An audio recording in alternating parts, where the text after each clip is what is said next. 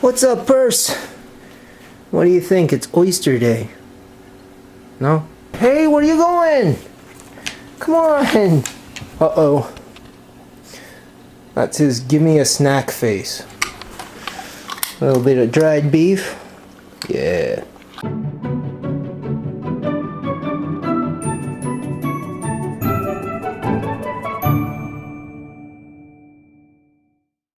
Hey everybody, how's it going? My name is Tim, the Dizzy Daddy, and today we have one of my favorite foods in the entire world, oysters.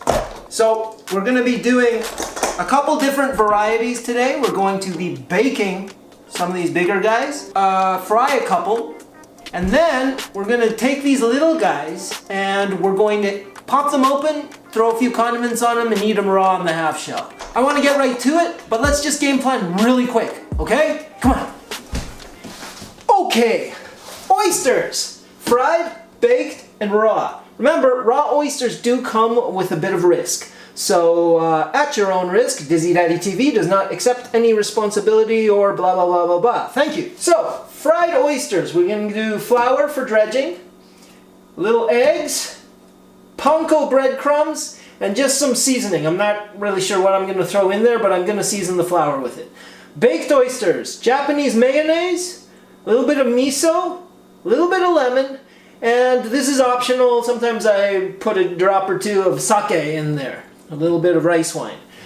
And raw, well, we'll just pop them open, make sure they're washed out, no shells in there, and then maybe we'll make a little cocktail sauce, maybe a little daikon oroshi, which is just a, you know, those long white Japanese radishes, and yeah, we'll just grate it up. Okay, let's get to it. I'm excited.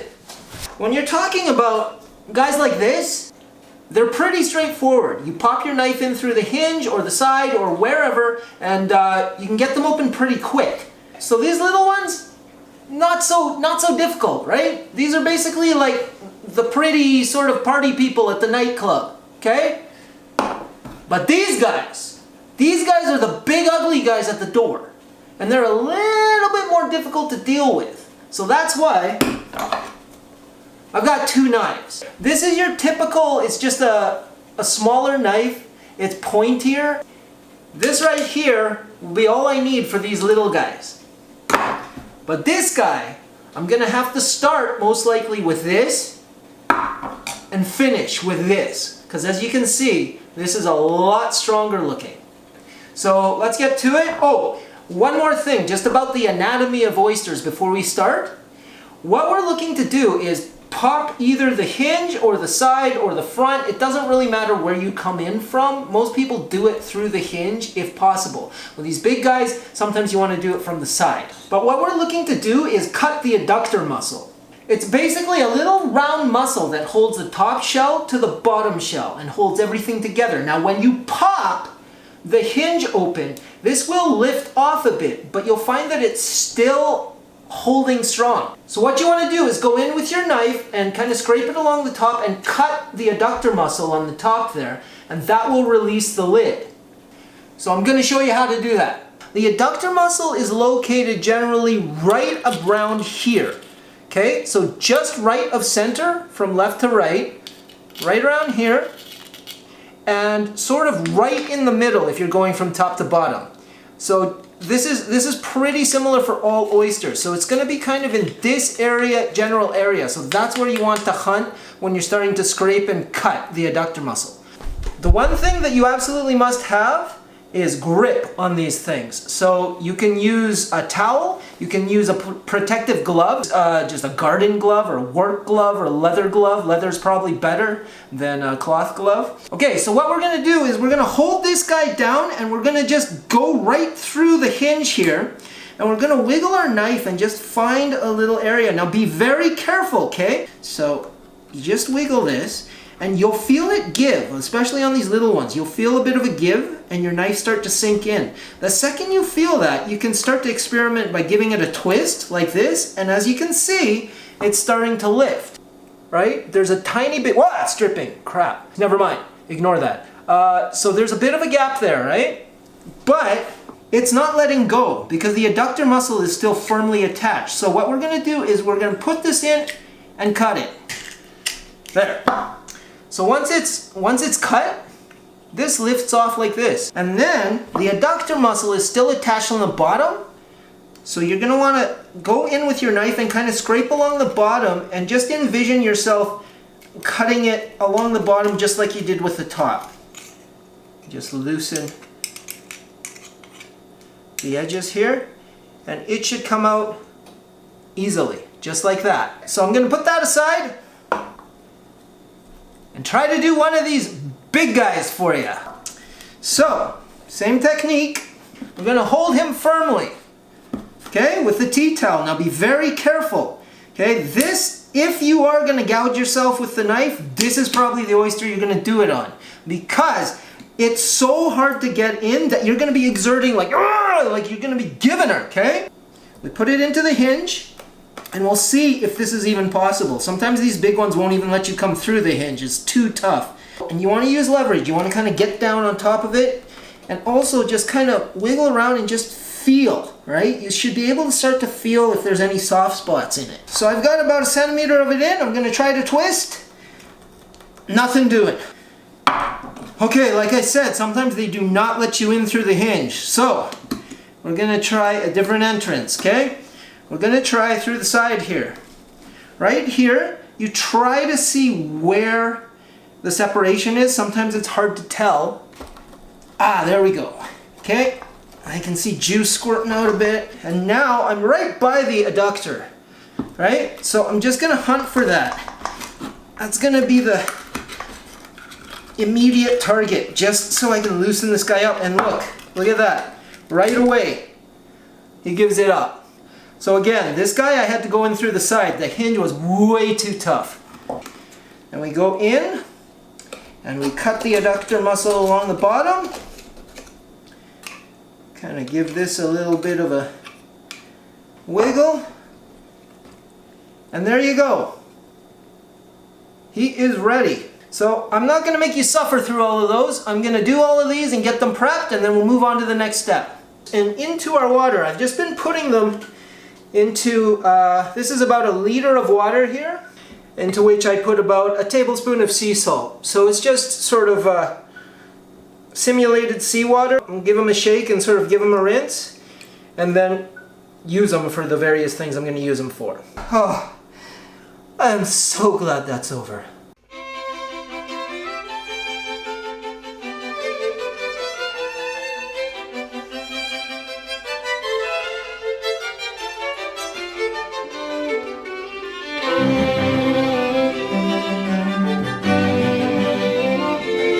Just hit them with a little bit of sea salt. That's not seasoning, that's basically to break them down and pull a bit of liquid out. And we're going to do the same thing with our daikon. This is all going to be washed off later, so don't worry about the sodium or anything like that, okay?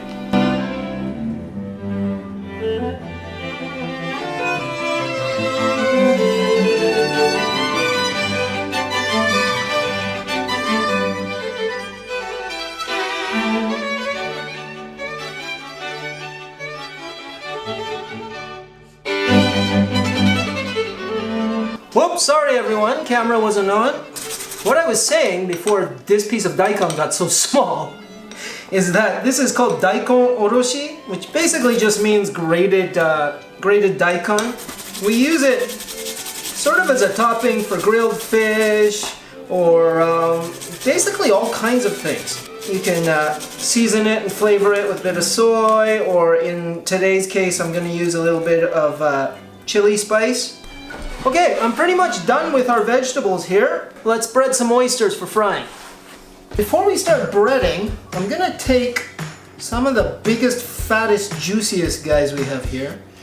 And I've picked out some nice shells for our baked oysters. So I'm gonna do 3 of them, I think. Alright, so I've chosen my oysters. I'm gonna make a little sauce to go on top of this. But first, let's do some breading. Okay, let's set up our breading station here. So, we're gonna go with flour, and I'm just gonna go really simple today. A little bit of salt. Okay, so now we got salt and pepper in there.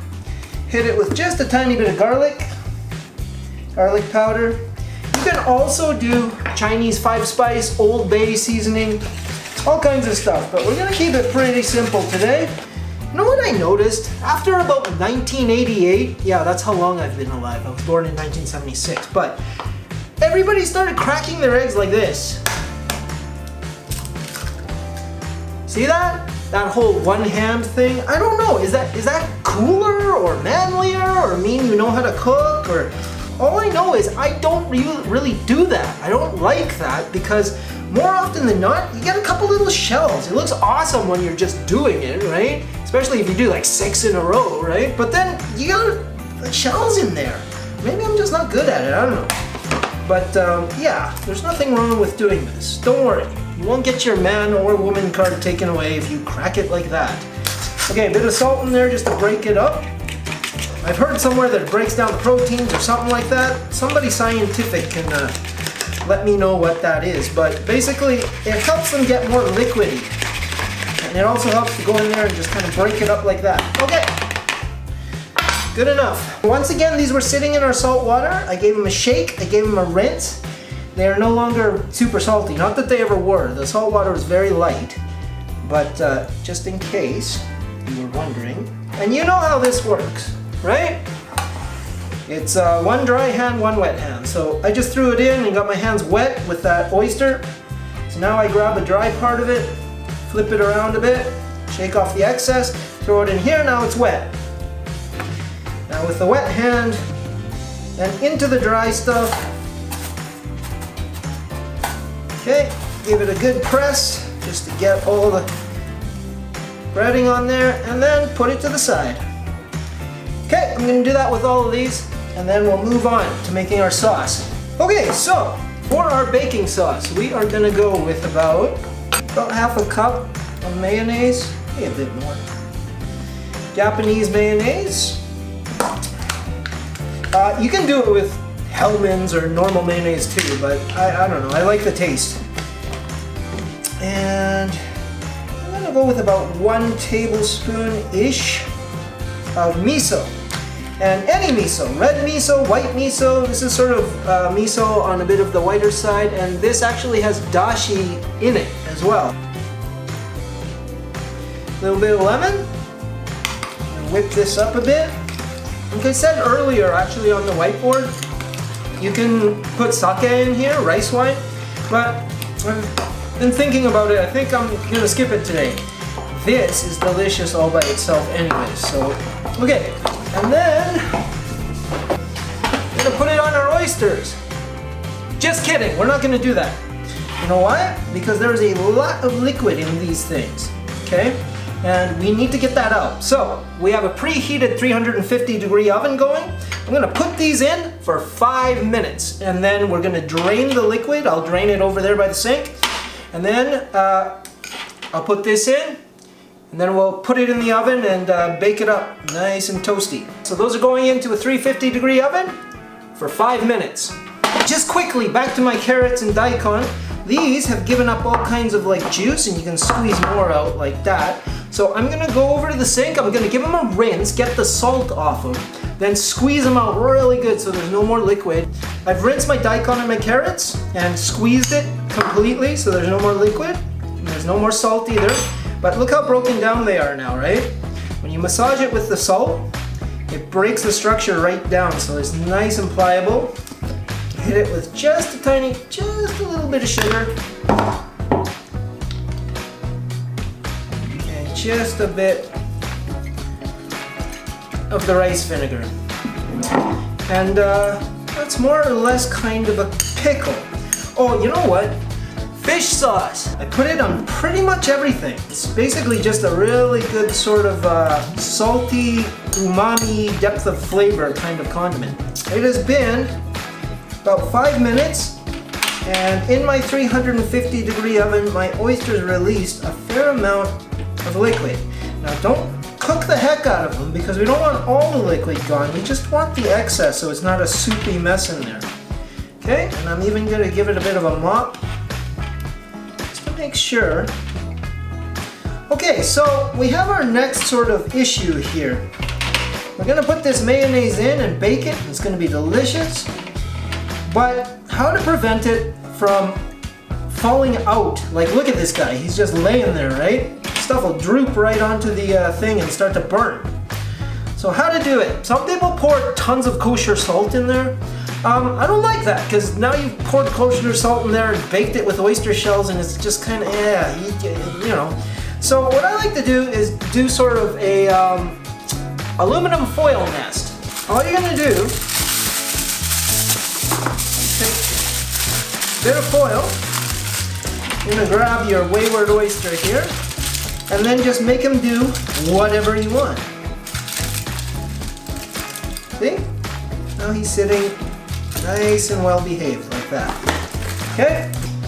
So on it goes. No ceremony, just dump it in.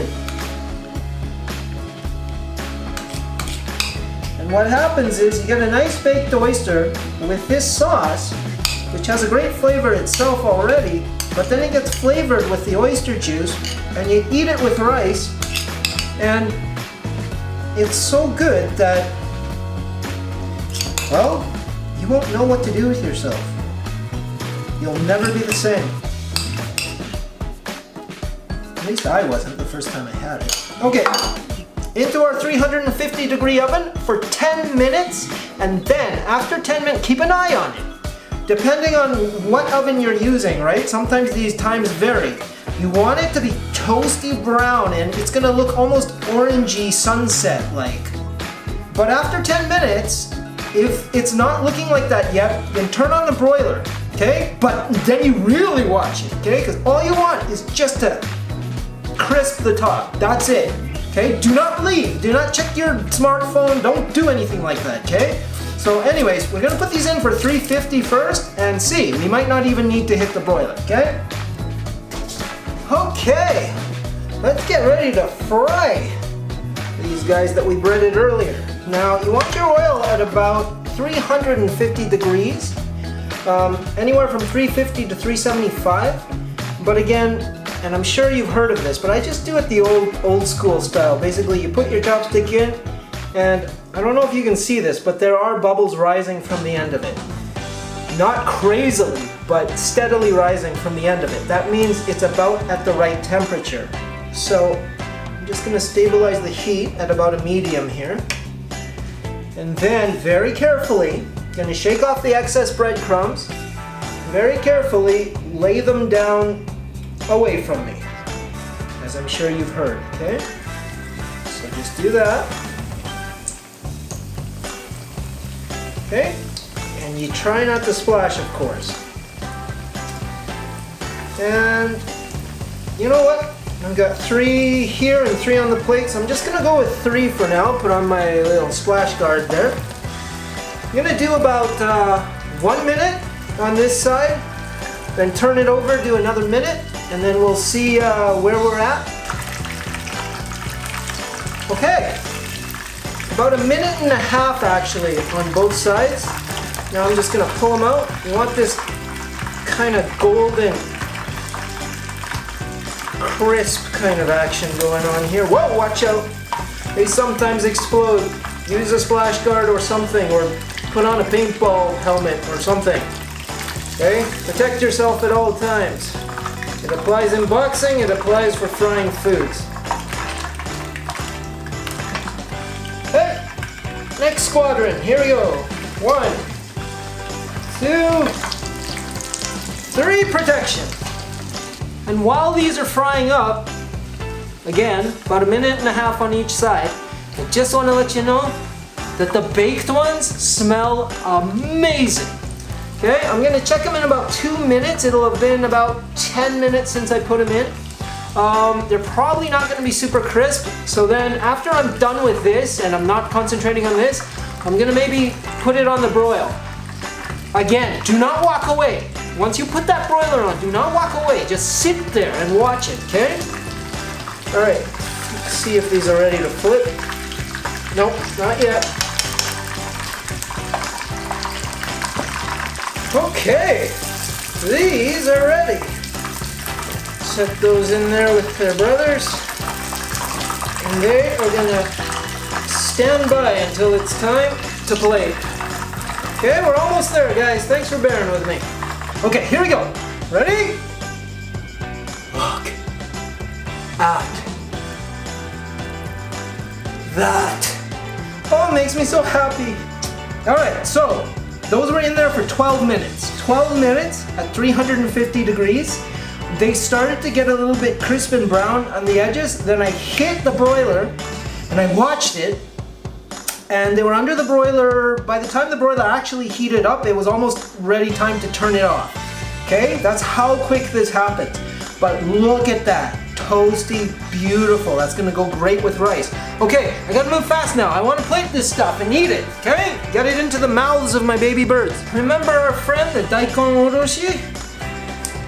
We're just going to, this is how small it gets after you squeeze it out. You gotta squeeze that liquid out of it, okay? I'm just gonna mix it with a bit of chili garlic sauce. Every second one gets a little bit of the daikon oroshi.